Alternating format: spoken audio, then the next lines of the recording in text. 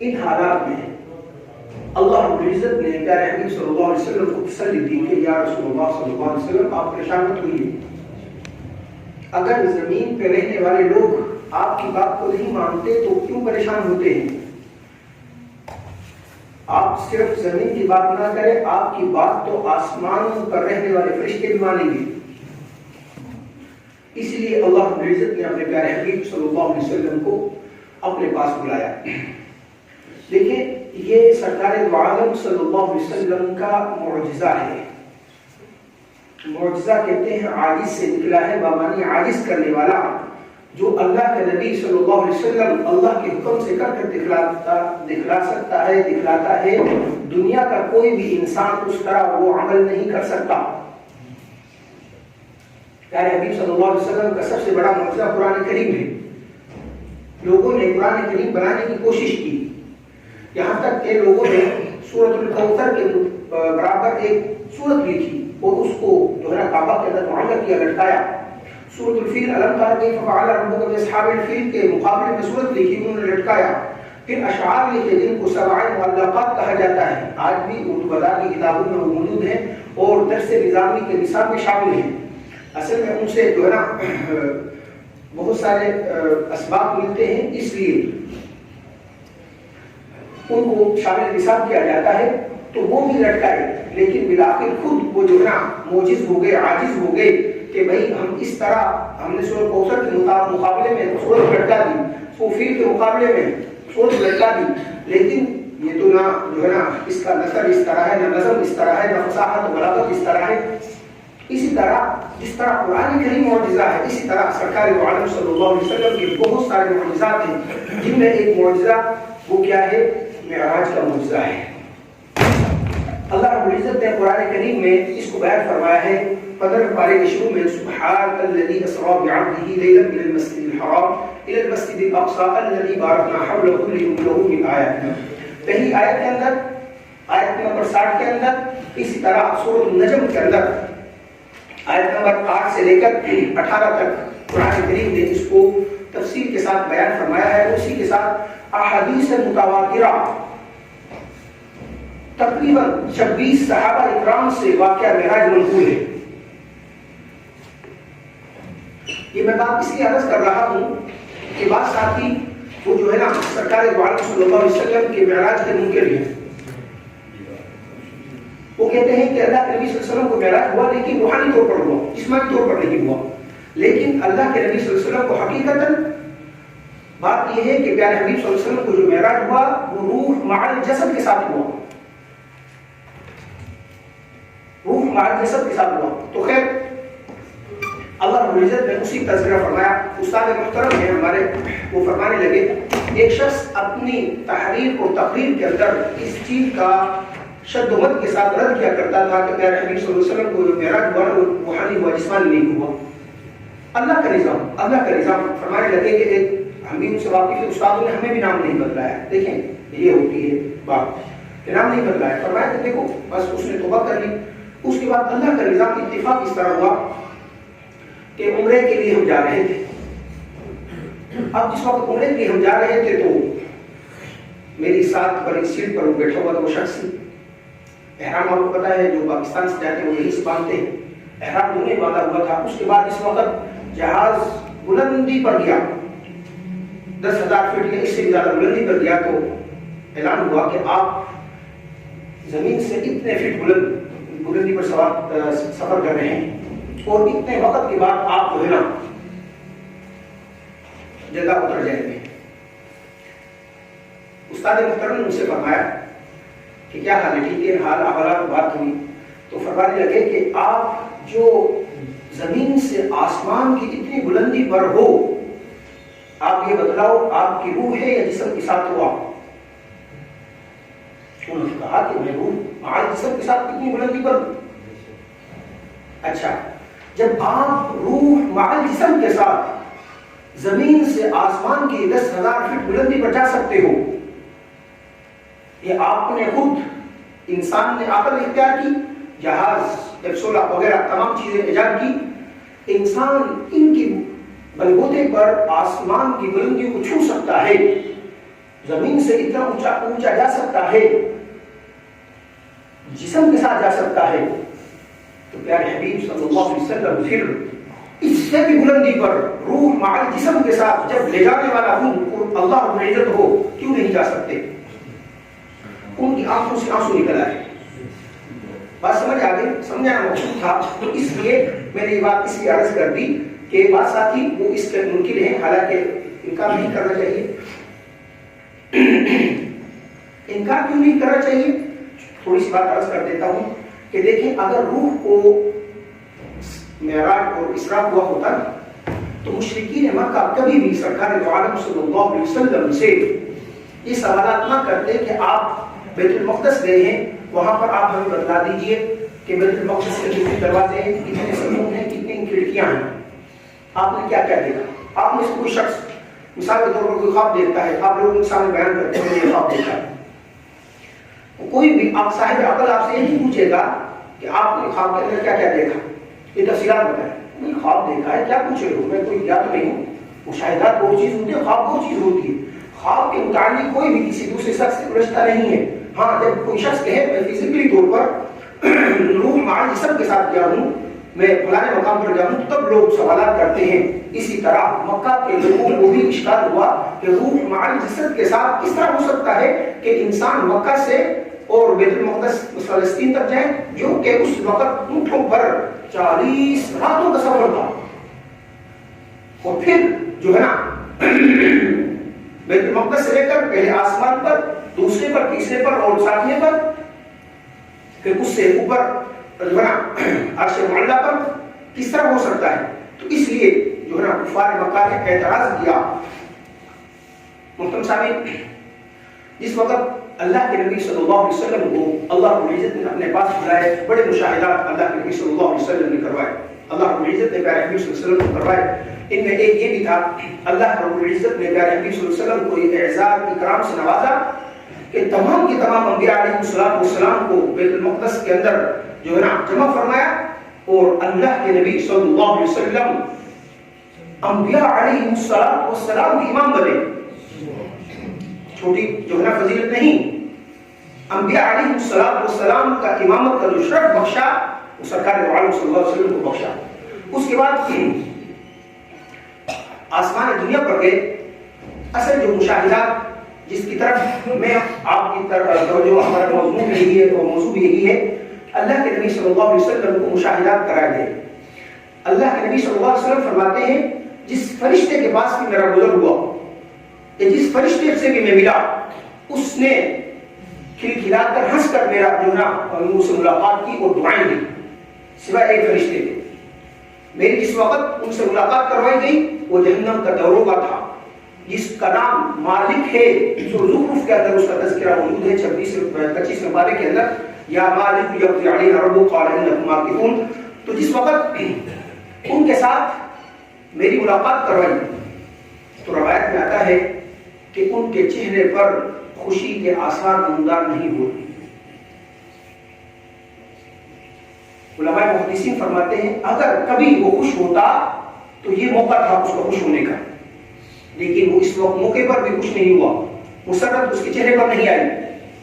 سرکار دو عالم صلی اللہ علیہ وسلم نے فرمایا جبریل سے کہ ہم جہنم کے مشاہدات کرنا چاہتے ہیں. تو سیدنا جبرائیل علیہ السلام نے فرمایا عرض کیا یا رسول اللہ صلی اللہ علیہ وسلم، ضرور یہ جہنم کا داروغہ ایک بادشاہ جو مالک ہے، فرشتہ ہے، یہ آپ کو جو ہے نا مشاہدات کروائے گا. اس کے بعد پیارے حبیب صلی اللہ علیہ وسلم ارشاد فرماتے ہیں کہ ہمیں جہنم کا مشاہدات کروائے گئے اور وہ افراد دکھلائے گئے جو اس امت کے ہیں.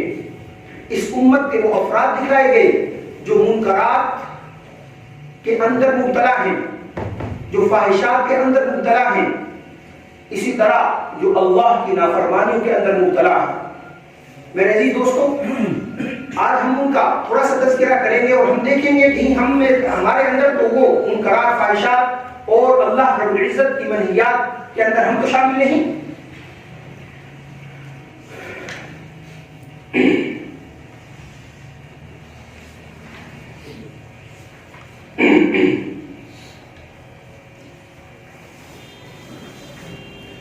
سرکار دو عالم صلی اللہ علیہ وسلم ارشاد فرماتے ہیں کہ میرا گزر ایک ایسی قوم پر ہوا جو جن کے سروں کو پتھروں کے ذریعے سے کچلا جا رہا تھا.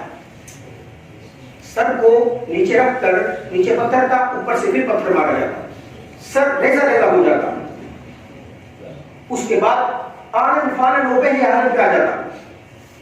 میں نے سیدنا جبرائیل علیہ السلام سے پوچھا, جبرائیل یہ کیا ماجرا ہے, یہ کون لوگ ہیں؟ عرض کیا, یا رسول اللہ صلی اللہ علیہ وسلم یہ آپ کی امت کے وہ لوگ ہیں جو فرض نمازوں میں غفلت کوتاہی برتتے ہیں.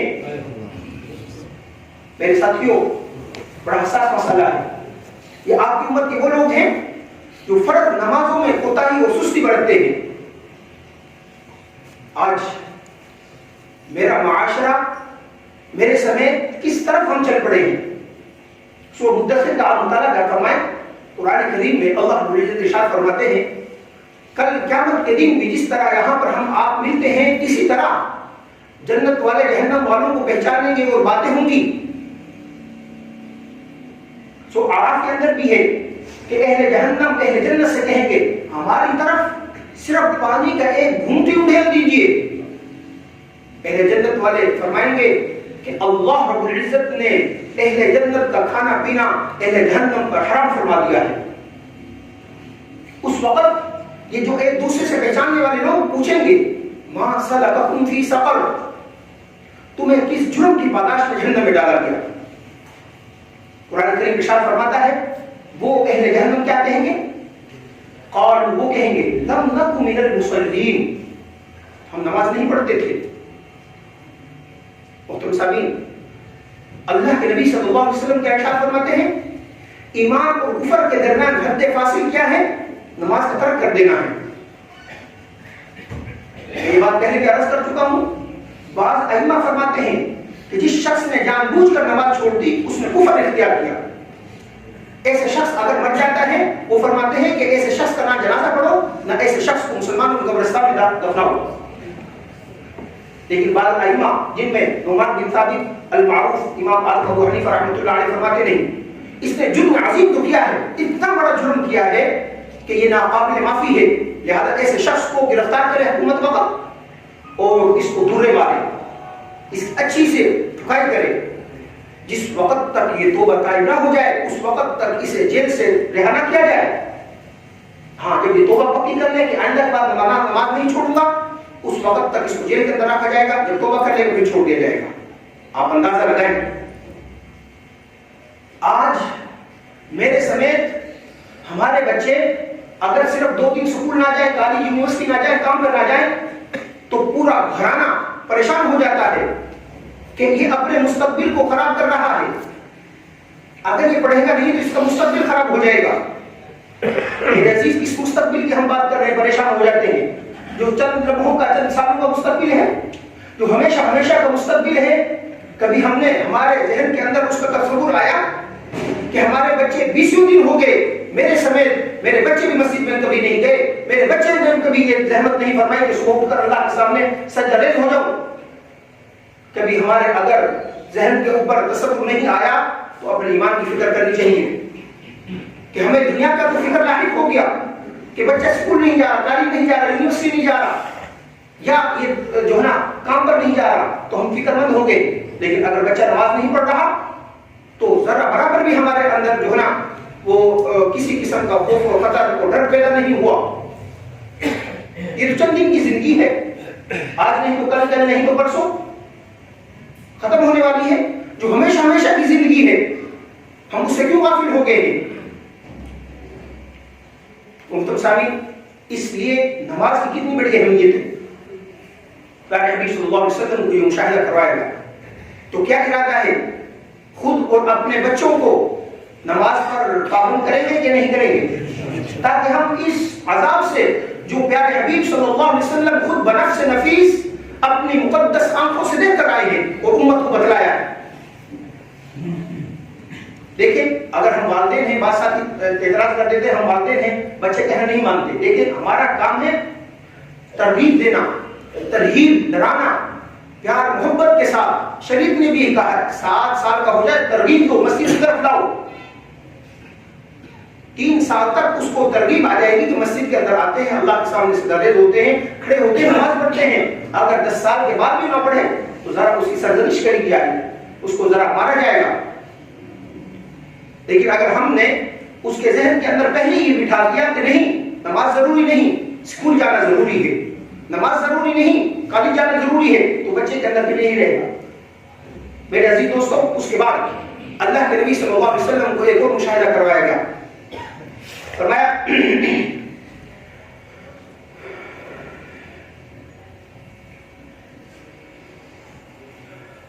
سود خوروں کا انجام دکھلایا گیا، جو لوگ سود کھاتے ہیں کھلاتے ہیں، کہ اللہ کے نبی صلی اللہ علیہ وسلم نے فرمایا کہ ایک نہر جاری تھی جس کے اندر یہ لوگ ڈوبے ہوئے تھے، اور وہیں سے ان کے منہ کے اندر پتھر ڈالے جا رہے تھے جو پیشاب کے ذریعے سے پیچھے نکل جاتے تھے۔ میں نے جبرائیل سے پوچھا، جبرائیل یہ کون ہے؟ تو عرض کیا، یا رسول اللہ صلی اللہ علیہ وسلم یہ آپ کی امت کے سود خور ہیں۔ میرے عزیز دوستو، آج من حیث القوم کس جرم کے اندر اور کس جو ہے نا کینسر کے اندر مبتلا ہے سود کے معاملے میں۔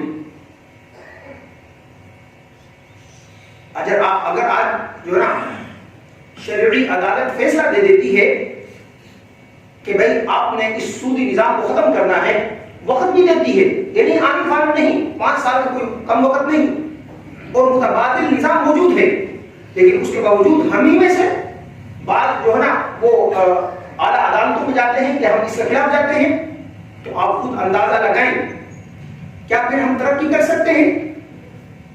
میرے عزیز، کس طرح ترقی کر سکتے ہیں جس وقت اللہ اس کے رسول صلی اللہ علیہ وسلم کی مدد دائیں دوسرت نہیں ہوگی؟ ترقی کا خواب دیکھنا بھی یہ ہمارے لیے جو ہے نا احمقوں کو جو ہے نا خواب ہوگا۔ فَإِن لَمْ تَفْعَلُوا فَأْذَنُوا بِحَرْبٍ مِّنَ اللَّهِ وَرَسُولِهِ۔ اللہ رب العزت نے قرآن کریم میں ارشاد فرما دیا، سود لینے دینے والا، کتابت کرنے والا، گواہ بننے والا، یہ تمام معاملات کرنے والا، تمام کے تمام لوگ اللہ اس کے رسول صلی اللہ علیہ وسلم کے ساتھ اعلان جنگ کے لیے کھڑے ہو جائیں۔ جب ہماری جنگ اللہ اس کے رسول کے ساتھ ہوگی تو میرا معاشرہ، میری قوم، میرا ملک ترقی کرے گا؟ کبھی بھی نہیں کر سکتا۔ جو لوگ اس کے موجب تھے، جن لوگوں نے ایجاد کیا، وہ لوگ تو اس سود کی لعنت سے نکلنے کی کوشش کر رہے ہیں، اور بے شمار جو ہے نا مثالیں موجود ہیں۔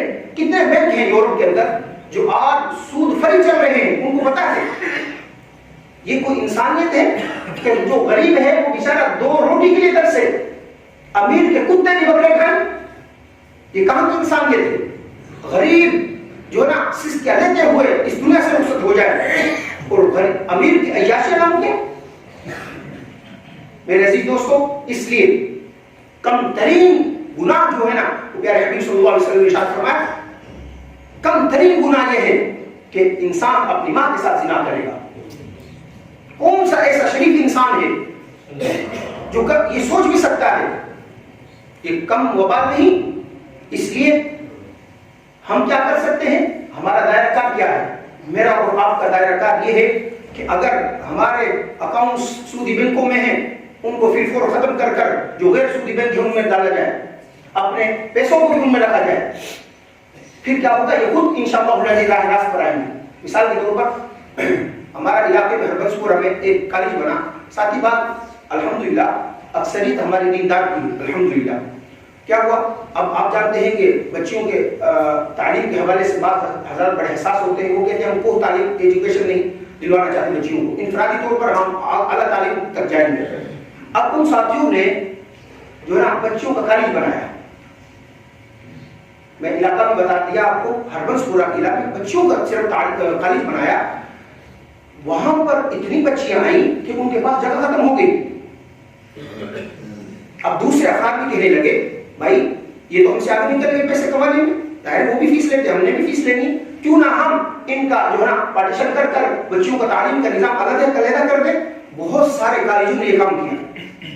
یہ ایک مثال ہے، جس وقت ہم یہ کام کریں گے تو تب یہ خود بخود اس بات پر آئیں گے کہ نہیں، عوام اور ہمارے جتنے بھی کسٹمر ہیں وہ چاہتے ہیں کہ ہم سود کی لعنت سے بالکل الگ تھلگ ہو جائیں، پیچھے ہو جائیں، اس لیے ان لوگوں نے ہمارے بینکوں سے اکاؤنٹ بھی ختم کر دیے، پیسے بھی نکال لیے۔ ہم یہ کام تو کر سکتے ہیں نا، جتنا میرا اور آپ کا دائرہ کار اتنا کر سکتے ہیں۔ ٹھیک ہے اعلیٰ سطح پر ہم کوشش کر سکتے ہیں، باقی جو ہمارا دائرہ کار ہے وہاں پر ہم کریں تاکہ ہم اس بری لعنت سے محفوظ رہیں۔ محترم سامعین، اسی طرح سرکار دو عالم صلی اللہ علیہ وسلم نے ارشاد فرمایا میرا گزر ایسے لوگوں پر ہوا جن کے سامنے ہنڈیا کے اندر خوبصورت اور لذیذ بھنا ہوا گوشت موجود تھا، لیکن وہ افراد اس بدترین بدبودار ناپاک گوشت کی طرف لپک رہے تھے جہاں سے بدبو آ رہی تھی۔ سیدنا جبرائیل علیہ السلام نے سے پوچھا، اللہ کے نبی صلی اللہ علیہ وسلم سے فرمایا گیا یا رسول اللہ صلی اللہ علیہ وسلم یہ آپ کی امت کے زناکار مرد ہیں جن کے پاس حلال بیویاں موجود ہیں، لیکن اس کے باوجود یہ ان کے افراد، ان کے مرد حرام بیویوں کے پاس، حرام عورتوں کے پاس رات گزارتے ہیں۔ اور اس طرح عورتوں کے پاس گزر ہوا جو اپنے پستانوں کے ساتھ لٹکی ہوئی تھی، ان کو اس طرح لٹکا رکھا تھا۔ فرمانے پر عرض کیا سیدنا جبرائیل علیہ السلام نے، یا رسول اللہ یہ آپ کی امت کی زناکار عورتیں ہیں، یہ چھوٹا گناہ نہیں۔ آج میرے معاشرے کے اندر بربلا کہا جاتا ہے، آپ نکاح کیوں کرتے ہیں، آپ ثانی کیوں کرتے ہیں، دوسرا شادی کیوں کرتے ہیں، آپ کی بیوی فوت ہو گئی بس ایسے زندگی گزارے۔ بخدا ان گناہ گار کانوں نے سنا ہے، کہتے ہیں کہ کوئی بات نہیں، 500 1000 2000 5000 تو زنا کرو، نکاح کے قریب مت جاؤ۔ جب ہمارے زبانوں پر یہ بات عام ہوگی تو پھر اللہ کے عذاب کو دعوت نہیں دے رہے ہم۔ یہ میں نہیں کہہ رہا، یہ خواتین کہہ رہی ہیں۔ اگر میرے معاشرے کے اندر کوئی شخص حلال طریقے پر بتانے کی کوشش کرتا ہے، پورا معاشرہ اس کے اگینسٹ آ جاتا ہے اور جو ہے نا خلاف ہو جاتا ہے۔ اللہ کے نبی صلی اللہ علیہ وسلم نے کیا ارشاد فرمایا قیامت کی علامات میں سے کہ زنا عام ہو جائے گا، اس وقت قیامت کی علامات پوری ہوں گی۔ میرے دوستوں، اسی طرح پیارے حبیب صلی اللہ علیہ وسلم کو دکھلایا گیا ایک ایسی قوم پر گزر ہوا جس کے ناخن تانبے کے تھے، وہ اپنے چہروں کو، اپنے جو ہے سینوں کو نوچ رہے تھے ان تانبے کے ناخنوں سے۔ اندازہ لگائیں اگر کوئی شخص ان ناخنوں سے اپنے چہروں کو نوچے تو کتنے دن تک ان نشانات ختم نہیں ہوتے۔ پیارے حبیب صلی اللہ علیہ وسلم سے عرض کیا یا رسول اللہ صلی اللہ علیہ وسلم آپ کی امت کے وہ لوگ ہیں جو لوگوں کی غیبت کرتے ہیں۔ اللہ اکبر۔ آج ہم بڑی ڈٹائی کے ساتھ یہ بات کہہ دیتے ہیں، ہم نے ہر بات تو کہی ہے۔ میں نے پچھلے جمعے بھی عرض کیا ہمارا الزام کے جو ہے نا تیر اور اس زبان سے بے مہار اس کو چھوڑ کر ہم لوگوں پر الزام لگاتے جاتے ہیں۔ غیبت ایک تو چھوٹی بات ہے نا، اللہ تعالیٰ نے قرآن کریم میں ارشاد فرمایا یا ایھا الذین آمنوا لا یغتب بعضکم ببعض ایحب احدکم ان یأکل لحم اخیہ، کیا تم میں سے کوئی شخص اس بات کو پسند کرے گا کہ اپنے مردار بھائی کا، اپنے جو ہے نا ایسا بھائی جو کہ مردہ ہے اس کی بھائی کا گوشت کھائے؟ ایحب احدکم ان یأکل لحم اخیہ میتا، اپنے میت مردہ بھائی کا گوشت کھانے کو کوئی شخص پسند کرے گا؟ نہیں کر سکتا۔ اگر نہیں کر سکتا تو غیبت کا جرم اس سے بھی بڑا ہے۔ اور اگر علماء فرماتے ہیں جو شخص جس کی غیبت کرے گا اپنے نیک اعمال اس کے خاتے میں ڈال رہا ہے۔ دیکھیں اتنی مشقت کے ساتھ ہم نیک اعمال کرتے ہیں، اس لیے فرمایا کہ جو شخص خاموش رہا اس نے نجات حاصل کر لی۔ اس زبان کو کنٹرول میں رکھو یا اللہ کے ذکر میں رکھو، تبھی انسان اس زبان کے فتنے سے محفوظ رہ سکتا ہے، ورنہ دینے کے جو ہے نا لینے کے دینے پڑ جائیں گے۔ محترم سامعین، اسی طرح پیارے حبیب صلی اللہ علیہ وسلم کا گزر ایسی قوم پر ہوا جو کہ جن کی شکل اونٹوں اور بیلوں کی طرح تھی، جو زبیع اور زقوم کا درخت جہنم کے اندر سے کھا رہے تھے۔ ان کے پیچھے اور آگے جو ہے نا شرمگاہوں پہ چیتڑے لٹکے ہوئے تھے۔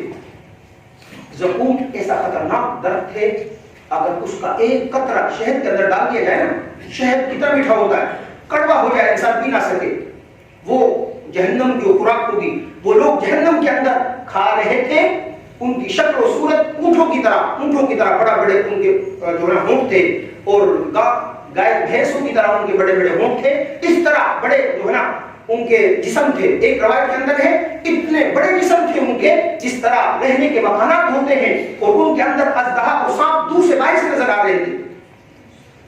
سرکار دو عالم صلی اللہ علیہ وسلم نے پوچھا جبریل یہ کون ہیں؟ عرض کیا یا رسول اللہ صلی اللہ علیہ وسلم یہ آپ کی امت کے وہ لوگ ہیں جو زکوٰۃ ادا نہیں کرتے۔ میرے عزیز دوستو، آج غریب لوگوں کی بیٹیاں نیلام اس وقت ہوئی جب میرے امیر لوگوں نے زکات دینا چھوڑ دی. پیارے حبیب صلی اللہ علیہ وسلم نے ارشاد فرمایا قیامت اس وقت تک برپا نہیں ہو سکتی جب تک مالدار لوگ زکات کو تاوان نہ سمجھ لے. اور میرے عزیز یاد رکھیے، دیکھیں شریعت کیا کہتی ہے، پہلی شریعتوں کے مطابق نہیں، ہماری شریعت کیا کہتی ہے، وہ کہتی ہے 100 روپے آپ نے کمائے ہیں نا، اس میں صرف 2.5 روپے آپ سال کے بعد ادا کر دیں. کیا ہوگا، فائدہ کیا ہوگا، آپ کی یہ 97.5 روپے آپ کے ہیں، آپ کے یہ 97.5 روپے محفوظ ہو جائیں گے.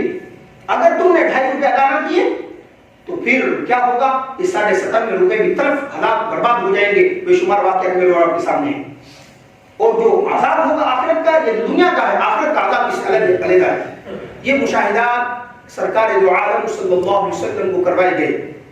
اور میرے عزیز دوستو، اللہ کے نبی صلی اللہ علیہ وسلم کو 3 تحفے عطا فرمائے اللہ رب العزت نے. پہلا تحفہ 50 نمازوں کا، دوسرا تحفہ سورہ بقرہ کی آخری 2 آیات آمن الرسول سے لے کر آخر تک. تیسرا تحفہ اللہ رب العزت نے عطا فرمایا اللہ رب العزت نے آپ کی امت کے اگر لوگ شرک نہیں کریں گے میں اللہ رب العزت ان لوگوں کو معاف فرما دوں گا. میرے عزیز دوستو، آج جو تحفے اللہ رب العزت نے پیارے حبیب صلی اللہ علیہ وسلم کو عطا فرمائے نماز کی صورت میں، ہمارا ان کے ساتھ کیا حشر ہے. قرآن کریم کی صورت میں بالخصوص و بقرہ کی آخری 2 آیتوں کے متعلق صورتوں میں ان کا ہمارے ساتھ کیا حشر ہے، ہم ان کے ساتھ کیا معاملہ کر رہے ہیں. اور اسی طرح دیکھیں اللہ رب العزت نے قرآن کریم میں ارشاد فرما دیا ان اللہ لا یغفر ان یشرک بہ ویغفر ما دون ذلک لمن یشاء.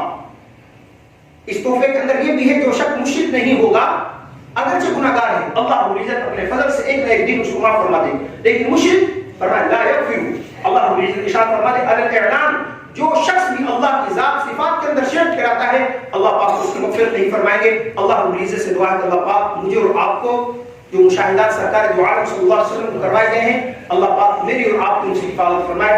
اور جو تحفے عطا کیے گئے ہیں اللہ پاک مجھے اور آپ کو ان تحفوں کی قدر کرنے کی توفیق عطا فرمائے. آمین. وما علینا الا البلاغ.